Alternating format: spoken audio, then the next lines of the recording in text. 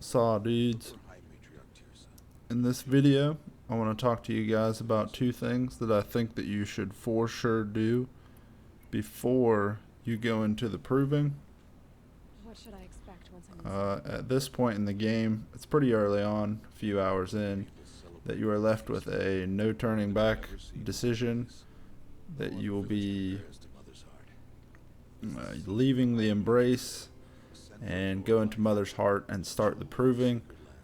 This is two things that I think that are very important.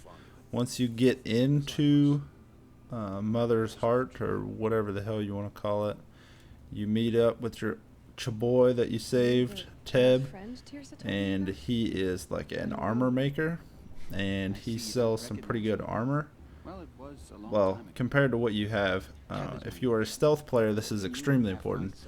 If not, it doesn't really pertain to you as much as the other tip that I'm going to give you. But the first thing that I want to say is keep your watcher lenses.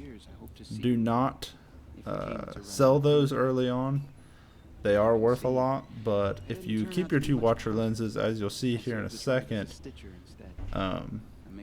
Teb sells a pretty good armor set. It's a rare, I guess, armor set that has like a 40 in stealth, which is pretty good early on in the game, especially if you stack it with something else, because I know you'll more than likely have at least one stealth mod. So if you stack it on the Nora Silent Hunter, the medium, that blue, that'll be pretty good for stealth early on, and I think it's the coolest of any of the armor sets that he has available. But that's my first tip. Keep your two watcher lenses. If you get any, they're not hard to get. Just go down in the middle of the valley and kill some watchers, and it's a pretty common drop. I feel like it's not too hard to get. It won't take you very long as you're hunting watchers.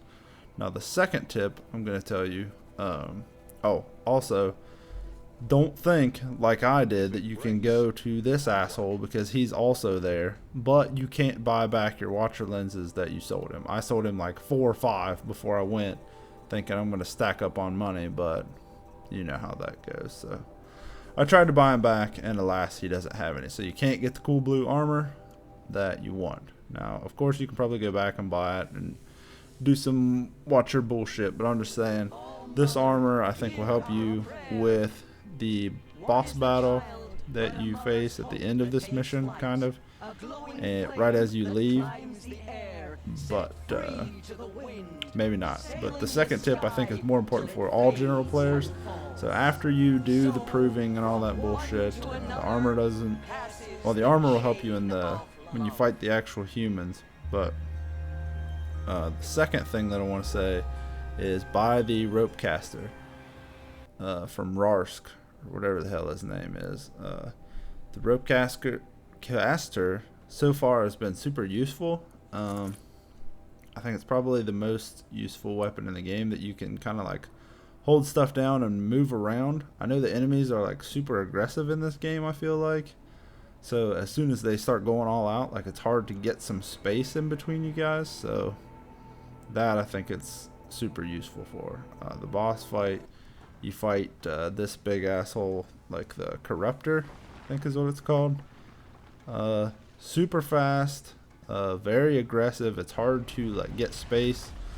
So I found out like the best way for me to beat him was to put the trap caster, whatever you call it, down like as soon as the fight starts. But as you can see in the video, he just jumps over mine and he don't give a fuck.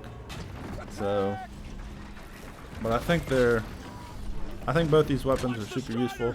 The rope caster I would definitely buy though beforehand, so you have it during this boss fight. I'm not sure how I would have won without this in this boss fight, because it holds him steady and you can get some space and move around and buy yourself some time to craft stuff and whatnot. So hope you guys enjoyed. I'll catch you guys on the next one. Thank you guys for watching. If you want to see more like this, leave a like. Let me know what you guys want to see. Peace.